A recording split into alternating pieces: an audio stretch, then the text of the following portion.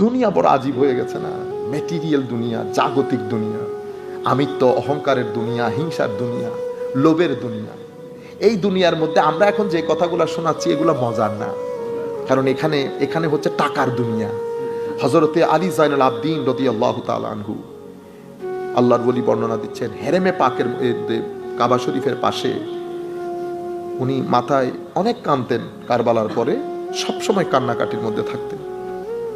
এরকম বিভৎস ভয়াবহ জিনিস দেখে এগুলা তো আসলে নেওয়া যায় না, তো মাথার উপর চাদর দিয়ে হায় হায়, মনে হচ্ছে পরিবারকে অনেক মিস করতেছিলেন। ইমামে হুসাইন রাদিয়াল্লাহু তাআলা আনহু, পরিবার পরিজন, এতগুলা মানুষের শাহাদাত, এত নির্মম ভাবে শাহাদাত। দেখতেছেন না কি বলে, আকবাদুনা মাজরুহাতুন মিন সাইফে হিজরিল মুস্তাফা।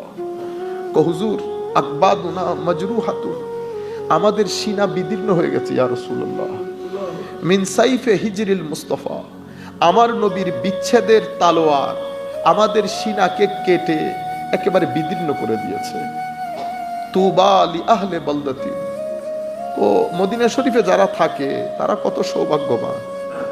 ইন্নিল তায়ারি হাসাবা ইয়াওমান ইলা আরদিল হারাম, ইন্নিল তায়ারি হাসাবা, আই সকালের বাতাস, কখনো যদি আমার নবীর দরবার যাওয়া হয় আমাদের একটা সালাম দিয়ে দিও। এটা বড় এশকের দুনিয়া আছে। আমি যখন এই ঘটনাটা পড়ি আমার মনে হয় সিনা বের হয়ে আসে, কি পরিমাণ মিস করতেছে আমরা। মা ছাড়া থাকতে কষ্ট হয়ে যায়, নরমাল মৃত্যু হবে। কারবালার প্রান্তরে এরকম বিভৎস, এরকম নির্মম শাহাদাত। উনি কান্নাকাটির মধ্যে একদিন অঝোর দ্বারাই কান্নাকাটি করতেছে।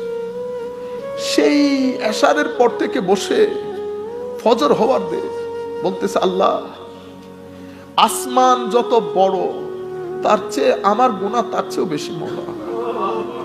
সমুদ্রের পানি যতটুকু তার চেয়ে আমার গুনাহ বেশি। এগুলা বলতেছেন আর কান্নাকাটি করতেছে। আমার মনে হচ্ছে কারবালার কারণে সিনা বের হয়ে